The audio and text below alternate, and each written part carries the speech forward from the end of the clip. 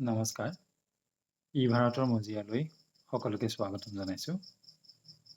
আজি আমি যিটো ভিডিঅ' আপোনালোকলৈ লৈ আহিছোঁ, সেই ভিডিঅ'টোত ভাৰতৰ কাষ্টমাৰ এপটো ব্যৱহাৰ কৰোঁতে কেনেকৈ গুগলৰ মেপ ব্যৱহাৰ কৰি আমি বুকিং কৰিম, আজি সেইটোৱে আপোনালোকক ইয়াত দেখুৱাম।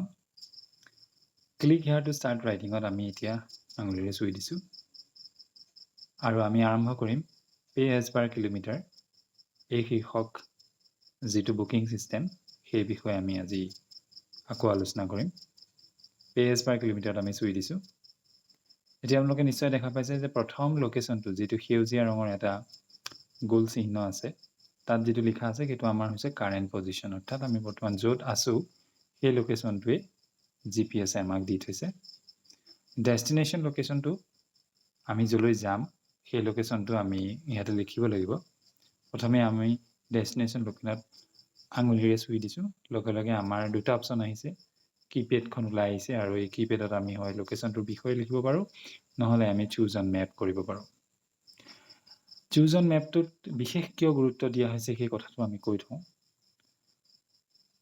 অসমৰ যিসমূহ ভিতৰুৱা জেগা অৰ্থাৎ ৰুৰেল এৰিয়া, তাত গুগলৰ যিটো অপটিমাইজেশ্যন বুলি কয়, মেপ অপটিমাইজেশ্যন, অৰ্থাৎ মেপত অন্তৰ্ভুক্ত হৈ থকা লেণ্ডমাৰ্কবিলাক বা তেনেকুৱা ধৰণৰে যিখিনি আমি নামটো লিখিলেই সেই জেগাটুকুৰ একজেক্টলি পাওঁ, তেনেধৰণে আমাৰ ৰুৰেল এৰিয়াবিলাকত অপটিমাইজেশ্যন কৰা হোৱা নাথাকে। আপোনালোকেও হয়তো যেতিয়া গুগল মেপ ব্যৱহাৰ কৰে তেতিয়া আপোনালোকে মন কৰে যে ইয়াত দেখুওৱা ৰাস্তাসমূহ বা ৰাস্তাৰ লগতে যিবোৰ লেণ্ডমাৰ্ক আমাৰ থাকে সেইবিলাক গুগলত উপলব্ধ নহয়।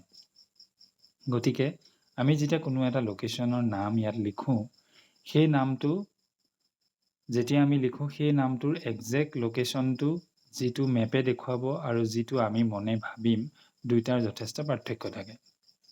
সেয়েহে কেতিয়াবা এনেকুৱাও বিভ্ৰান্তিৰ সৃষ্টি কৰে যে আমি কিবা এটা নাম লিখিছোঁ, সেই নামটোৰে দুই তিনি ধৰণৰ ফিজিকেল পজিশ্যনত সেই একেটা নামৰে জেগা থাকিব পাৰে, যিটো আমি ভবামতে যিটো জেগাৰ বিষয়ে আমি লিখিছোঁ সেই জেগাটো গুগলে আমাক নিদিবও পাৰে, কাৰণ তেনেধৰণৰ লোকেশ্যনৰ নাম বিভিন্ন জেগাৰ লগত জড়িত হয় আৰু তাৰ লগতে অপটিমাইজেশ্যন কথা এটা আহে, যিটোৱে সঠিকভাৱে সেই জেগাখিনিৰ কাষৰীয়া অঞ্চলৰ পৰা সেই জেগাকণ আমি বিচৰা জেগাখিনি নানি গুগলে হয়তো এটা বহুত দূৰৰ লোকেশ্যন এটাও আমাক আনি দেখুৱাব পাৰে, যেতিয়া গুগলৰ মেপ অপটিমাইজ হৈ নাথাকে।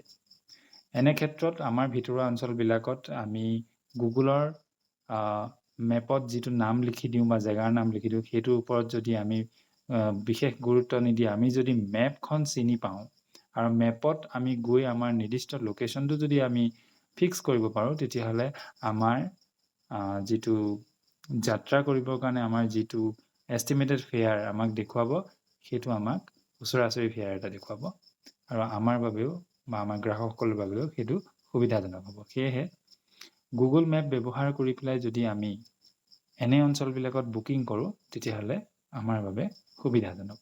আহকচোন আমি প্ৰথমতে চুজ অন মেপলৈ যাওঁ। প্ৰথমতে আপুনি যিখন স্ক্ৰীণত আপুনি আপোনাৰ মেপখন দেখা পাইছে, সেইখন আপুনি প্ৰথমে দুটা আঙুলিৰে ইয়াক জুম আউট কৰি দিয়ক, অৰ্থাৎ মেপখন লাহে লাহে সৰু কৰি দিয়ক। তাৰপিছতে আপুনি প্ৰথমতে বুজ লওক যে আপুনি আচলতে আছে ক'ত।